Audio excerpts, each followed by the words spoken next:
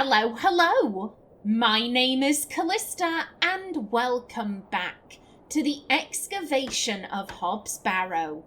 In the last episode, we learned the identity of Lord Panswick. It was James, and he has agreed to lend us his men in exchange for one of Mrs. de Plancy's puddings. Now, to be honest, I'm not sure I want his help, because he was talking about, rebuilding this old chapel, and how, his family has a special connection with him, and they stopped making the sacrifices necessary to maintain such a relationship, and his family's finances have been dwindling ever since. This is not the Christian God. He is not talking about the Christian God. He is talking about some Cthulhu shit, and I don't know if we want to be getting involved with that, but Thomasina doesn't seem to be worried.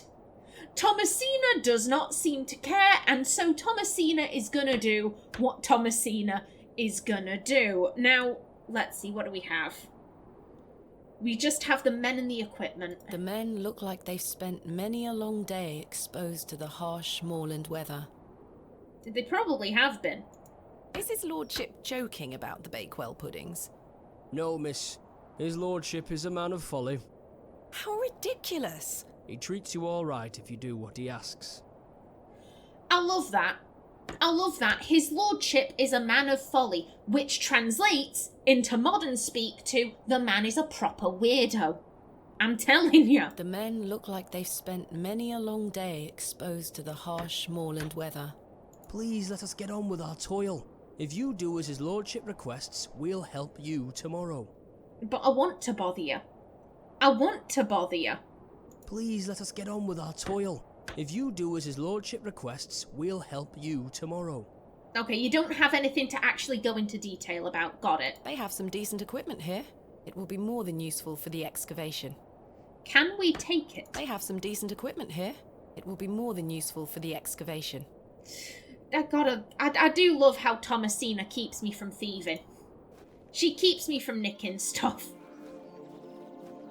Have you calmed down? Miss Fenchurch is a cruel-looking woman, her face set in a permanent scowl. Good day. Oh, another strumpet looking to find her way into his lordship's bedchambers, I see. I'm nothing of the sort. I've seen plenty of your sort before. This woman a bitch. No, let's go have a chat with Miss Tompkins, who is not a bitch. Thank you for bringing me here, Miss Tompkins. You're welcome, ma'am. She's so lovely. Her heart is filled with joy. You have no heart at all. We're going.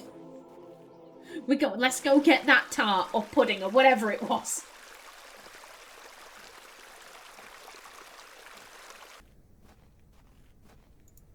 God, I can't believe he wants a pudding. And I mean, it's not going to be that simple. Has Mrs. de Plancy... No, she hasn't set up her stall. So does she even have any? Good day to you, pet. Hello, Mrs. de Plancy. Yeah, do you have any puddings? Do you still have some of your homemade Bakewell puddings, Mrs. de Plancy? Oh, you're too late, pet. I've a few left, but they're set aside for someone else. Might you please be able to bake me some more? Sorry, I'm not in the mood for baking. Truth be told, my dear husband Albert passed away recently. Me thoughts are all over the shop.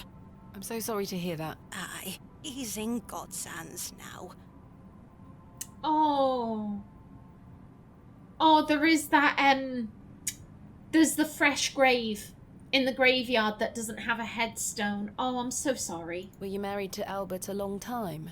Aye, too many years to count. He were the cobbler here in Bewley, the most dashing cobbler in all of England, I used to tell him. Love is precious, pet. There's nought that can replace the hole it leaves in your heart. I can relate to that in my own way. I wish you strength in this difficult time. Thank you. With God's blessing, I'll get by. Okay, now that is interesting. He was the local cobbler. Because if you remember, we've heard a story about the local cobbler. Apparently he made some shoes for Saxnot. And he got paid in sow's teeth. And it did seem to be recent. I think, was it Mr. Crozier? We were talking to someone and he was telling us this tale. And Thomasina said, like, oh, I bet he was the local drunk. And whoever it was said, oh, no, he was as sober as a judge. He never touched a drop. Which would imply it was within his lifetime. I knew the cobbler personally. So I want to ask about that. I want to ask about that, but I don't have the option. May I ask who you have set aside the puddings for? Oh, Father Roach. He won't be back until tomorrow. Won't they be off by then? Not at all. Besides, Pet, as I told you, I'm not in the mood for all this baking chatter. Sorry, Mrs. de Plancy. Thanks for your time. Lord be with you. Okay. So she does have some puddings. But she set them aside. So are we going to go burgle her house? Are we going to go... I don't want to burgle Mrs. de Plancy's house. Because this is the cobbler's. The sign is in a shabby state, but the shop appears to be a cobbler's.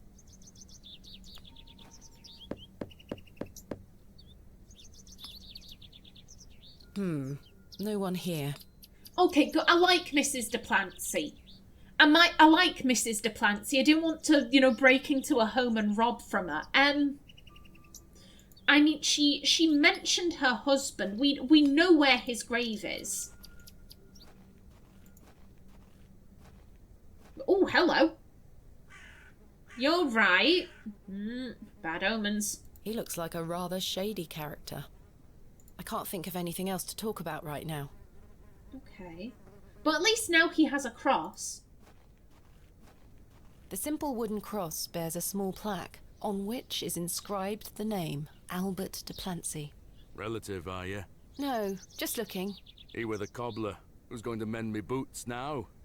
Dude. Hello? Does this fresh grave belong to Mrs. de Plancy's late husband? Aye. Rather bare, isn't it? My job is to dig the graves, not decorate them. Goodbye. Ta-ra. Is he not going to get a headstone? Maybe she can't afford it.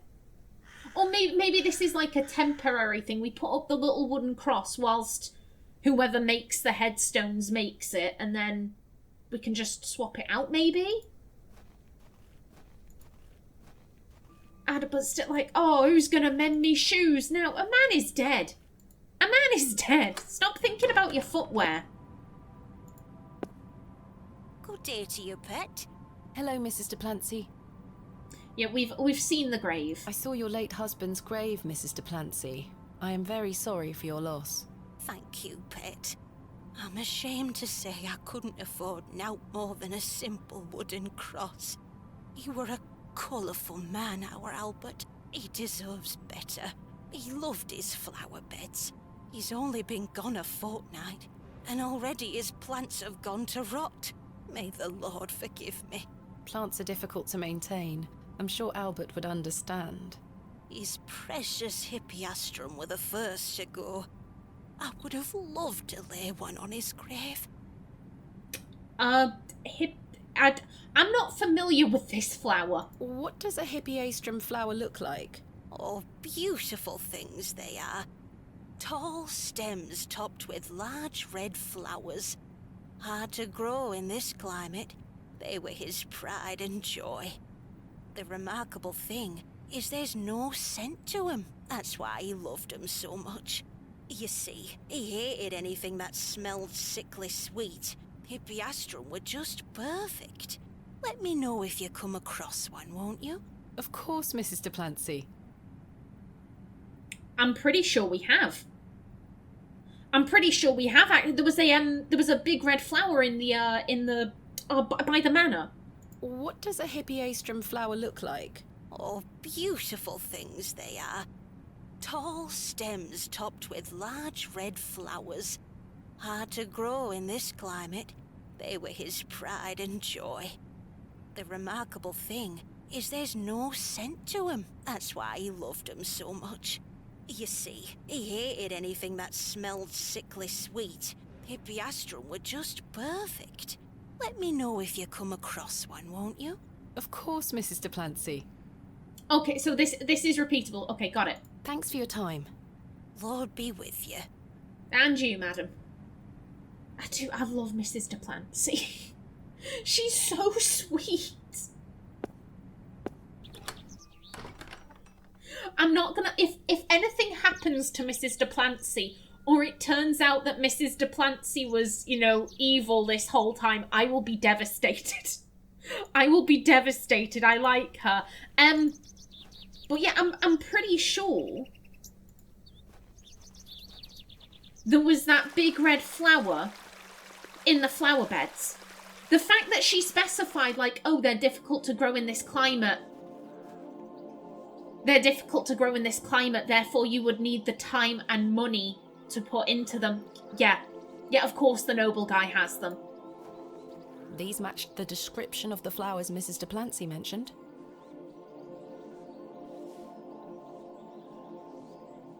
There's no scent. You get away from my hippiastrum. Ah, apologies. Move! Well, that confirms it. Okay. But how do we get I'll them? have to find a way to distract Miss Fenchurch. She's watching me like a hawk. Fabulous. Those flowers. May I please take one? Are you deaf and daft? Bugger off!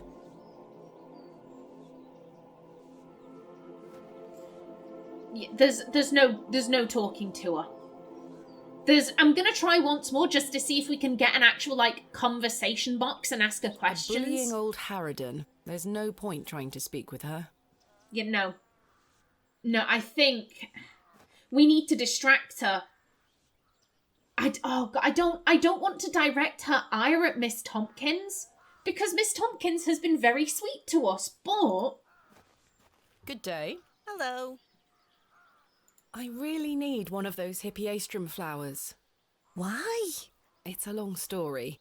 Might you please be able to get one for me, or distract Miss Fenchurch so I can take one? Those flowers are Miss Fenchurch's favourites. She spends hours looking after them. Sorry, Mum. It's just that I'm so worried about Mr. Ambrose. The milkman? Aye. We were to run away together today. I see. I'm worried sick that he stood me up. Without Mr. Ambrose, this job is all I have. I can't risk losing it over a flower. Oh, sweetheart. So I really like how they animated her crying there. Oh, sweetheart. I'm sorry, Miss Tompkins. I still haven't seen him. Do you think he's abandoned me? I'm sure that's not the case. He must have been delayed somewhere. Could you try to find him for me, Mum? Oh, please, Mum. I'd do anything for you if you found my love. I can try. Oh, thank you. You're ever so kind, Mum. Okay, so where was he coming from? What does Mr. Ambrose look like? He's got brown hair. I'm afraid I'll need a bit more to go on. Sorry, Mum. I'm too upset. Please find him, won't you? Hey, stop your nattering and get back to your sweeping! Sorry, Miss Fenchurch. Madam, I've got a knife. I've got a knife. I shan't lower myself to such barbarity. They knew. I shan't lower myself to such barbarity. I'm not going to stab some. Why can't I, though? I shan't lower myself to such barbarity. I can. I'm not admitting to anything. I have never stabbed anyone. I have never been involved in knife crime. I'm not admitting to anything. Okay, so you want us to find Mr. Ambrose. Where was he coming from? I mean, to be fair, we're on a pretty limited map. Not a pretty limited map, an extremely limited map. There are very few places we can actually go. So I guess we're just gonna go everywhere and hope that we find him. That is the plan. Anything new? I have nothing else to ask for the time being. Okay, fair play. Fair play. This is also a really good, opportunity to just chat with everyone. Make sure we've asked all the questions that we can. I doubt... We'll check in with Cyril. Why not? Why not? He might answer the door one day. Bugger off! Today is not that day. Ah, the unmistakable charm of old Cyril. Okay. I doubt he's gonna be by the train station, but you never know. Why would a milkman come by train? He wouldn't. He wouldn't. Yeah, no. No, he's not here.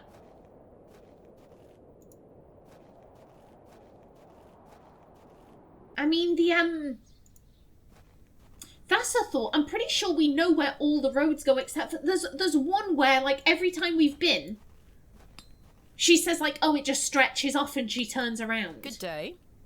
Hey up. Do you know Mr. Ambrose, the milkman?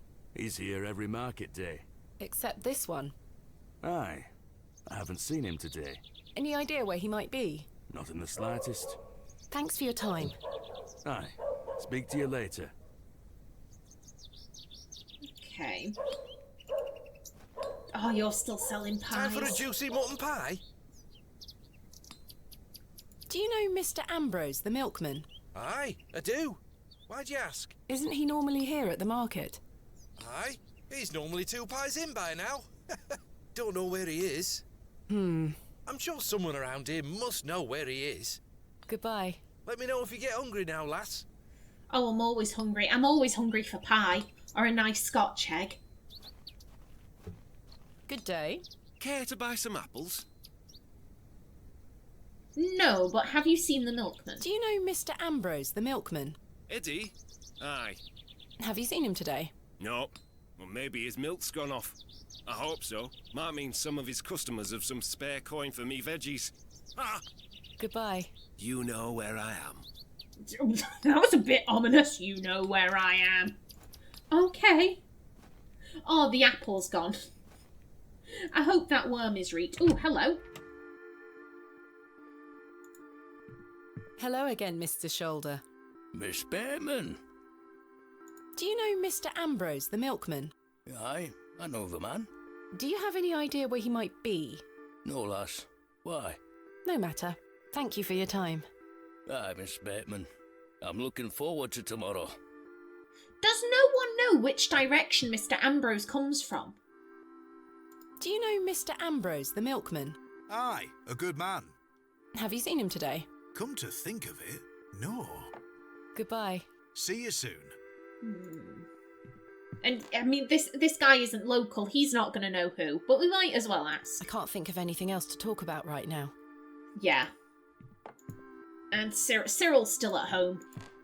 Telling people to bugger off. As is his way. Now that... Hello there. Good day. Hello there. My name is Thomasina. What's yours? Ralph. Not seen you around before. I'm just visiting. What brings you to the market today? I purchased a Scotch egg for me tea. You want a bite? No, thank you. I admit it, I wouldn't take a bite from someone I don't know. I don't know where he's been, but I would love some Scotch egg. Do you know Mr. Ambrose, the milkman? I do, yes. Have you any idea where he might be? He is usually here by now. So I heard. He normally arrives via the road to the east of Bewley. Thank you. Okay, thank you. Thank you for that. Okay, maybe it's not where I'm thinking. So I was thinking there's been a road down here. I think this is to the south. So I think maybe we want to go up by Oh god, it's I don't know if north is where I think it is. I think that, like, you know, the road going up to the beck and towards Mr. Bryden's farm, I would assume that those are north. So maybe we want to head down the road to, Leonard Shoulder's house. Maybe there's somewhere new that's opened up there. I'm looking for some help with an excavation tomorrow. Might you be interested? Sorry, miss. I've already got my own job. Enjoy your Scotch egg. I will. Oh, I would enjoy a Scotch egg. I would love a Scotch egg. You're still Reet. Okay, let's head where I think is east.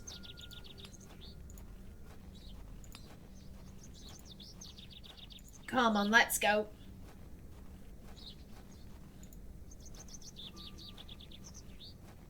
And past the gravedigger. I'm sorry about your shoes. You'll figure it out. You'll figure it out. It'll be Reet.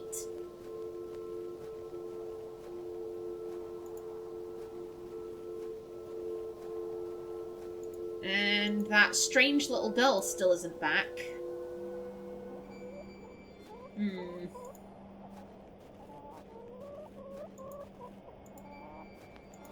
No, there's no further way.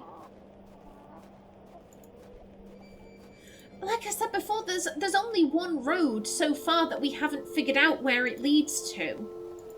But I would say that's to the south, not to the east. It's the only place I can think of. It's the only place I can think of where I'm like, I don't know the purpose of this screen. And if there's no purpose for it, why would they include it? So let's go. Come on. Quick sticks.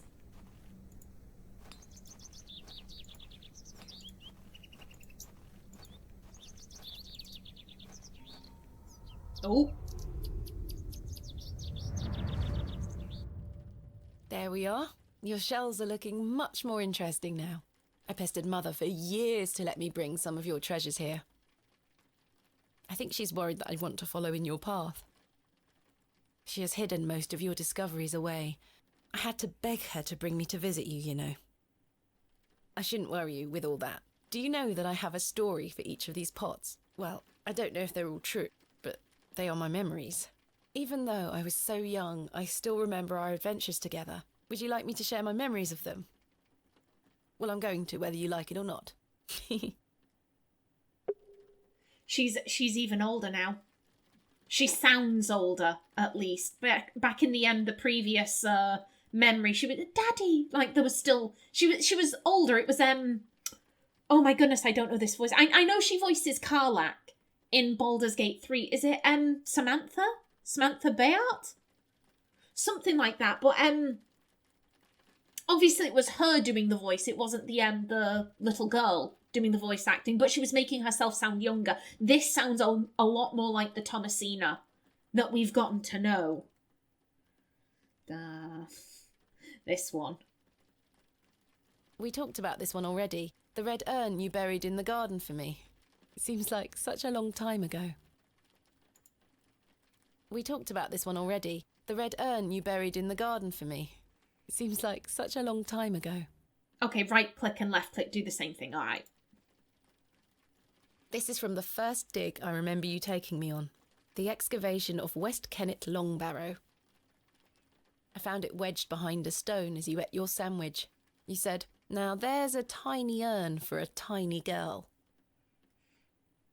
Oh, we can't look at her father. Okay. Mother was so angry when you brought this one home, wasn't she? "William, that simply will not do. It's taking up all the space on the mantelpiece." Once you moved it to your study, I remember creeping in to take a peek at it. We found this one together in that mucky old barrow near Avebury. I think it was the second time you'd taken me on a dig with you. I remember you bringing it up to your face to look inside and shrieking in horror. "There's a bloody rat in there," you screamed. You were incredibly excited about this one. I hadn't gone on an expedition with you yet. You were so happy about it, showing it to Mother and I. You didn't stop talking about it for hours. I thought, how can Daddy be so excited over some old broken pottery? But it wasn't long until I understood. I think you brought this one back from a trip abroad. I would have loved to go with you, but Mother didn't want me to. I remember you being so proud of it. It looks ancient. I almost forgot. While I was searching for your pots in the shed, I found one of your manuscripts.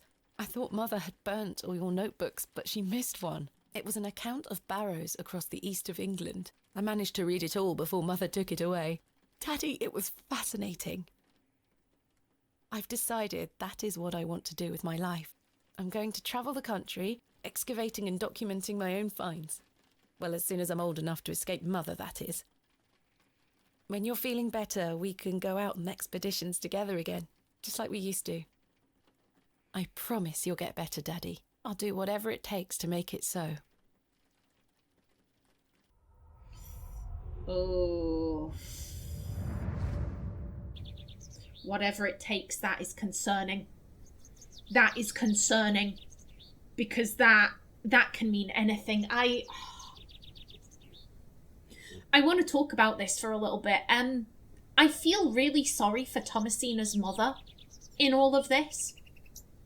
Because we know that she was pregnant. She was experiencing an extremely difficult pregnancy when her husband was incapacitated.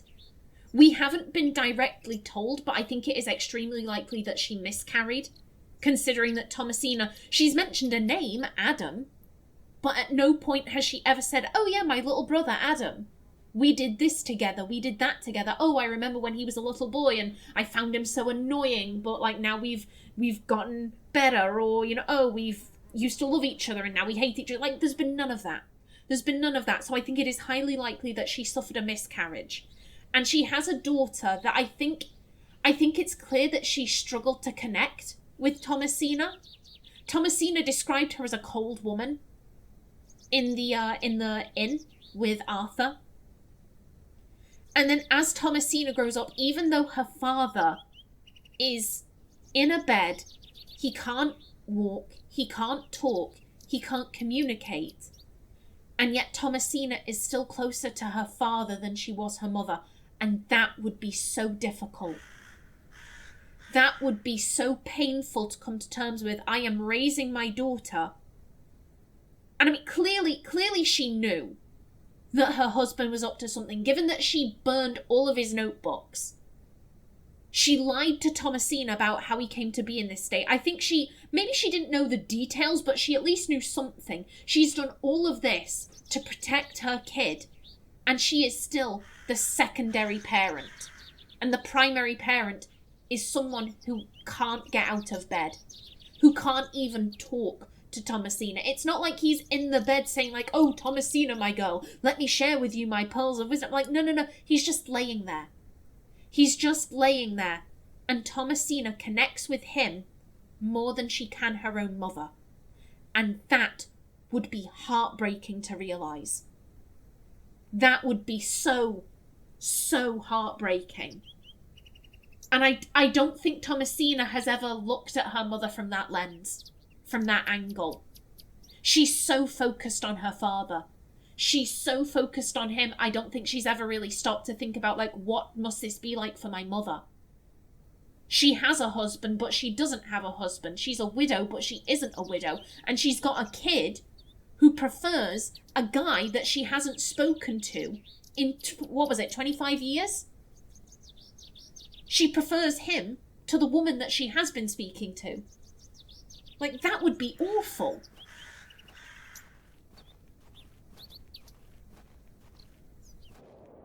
There's something ahead on the road.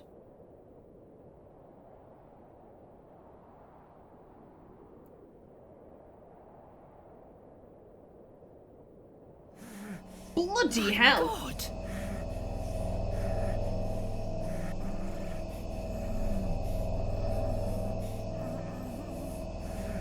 Mr. Ambrose,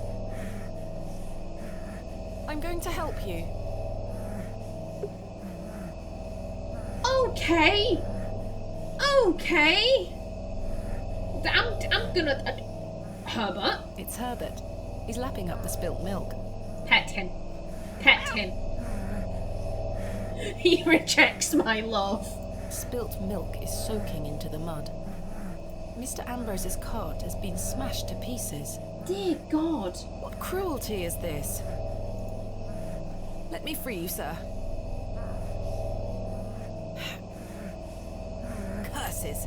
The rope is bound too tightly. I can't even free his mouth.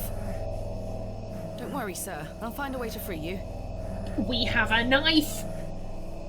Please hold still. I'm going to cut you free. He had been so tightly bound that I could barely cut through without hurting him further. His mouth was stuffed full of flowers of a most peculiar scent. I was dismayed at such savagery, and wondered if the feral folk Father Roach had mentioned were responsible for this abhorrent act. After some considerable effort, I managed to cut him free. Are you all right? Who were lost in visions of hell itself, the devil. I saw the devil. Who did this to you? I don't remember. Oh, the terrible sights I saw.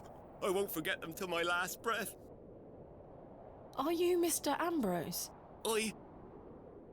Yes, Edward Ambrose. You were to meet Miss Tompkins today. My love. Oh, my darling love. Let me take you to her. Here, take my hand. As we made the arduous trek to Panswick Manor, I probed Mr. Ambrose on who had done this to him. He insisted that he didn't remember anything, except for his nightmarish visions.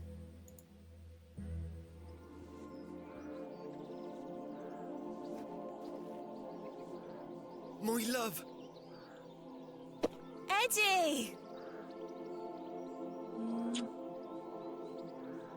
Jesus, what happened to you? Were you in a fight? Now, fret not, my love. I thought you'd abandoned me. Never. Thank your friend here for helping me out of a bind. Oh, Eddie! Let's get out of here, my darling. Hang on. You thieving bint! I'll have your guts for garters! Oh, stick it where the sun don't shine, you bitter old sow! The cheek! Here you are, Mum. Thank you, Miss Tompkins. No, thank you for finding my poor Eddie. Aye, thank you, lass. Let's go, Eddie. I'm never setting foot on this godforsaken estate again. Good luck, you two. Oh, get in there, Miss Tompkins. Get in there. That was interesting. That was really interesting. What I'm thinking back to, we overheard a conversation in the pub between two guys, and they were saying, oh, if he thinks that he can take her away from here, he has another thing coming, like, how dare he? Oh, like, I can think of something really nasty to do to this guy. And I was like, what is that about?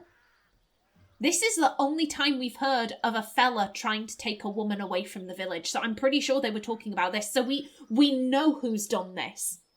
It was some local lads who didn't want him taking Miss Tompkins away. I get maybe they had crushes on her.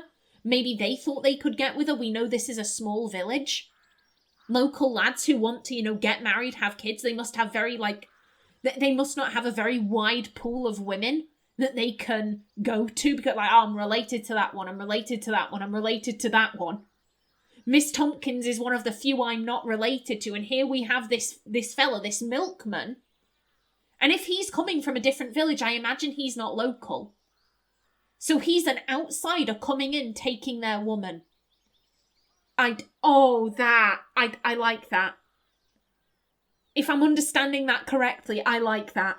And I am just about out of time for this episode. In the next one, we go give Mrs. de Plancy the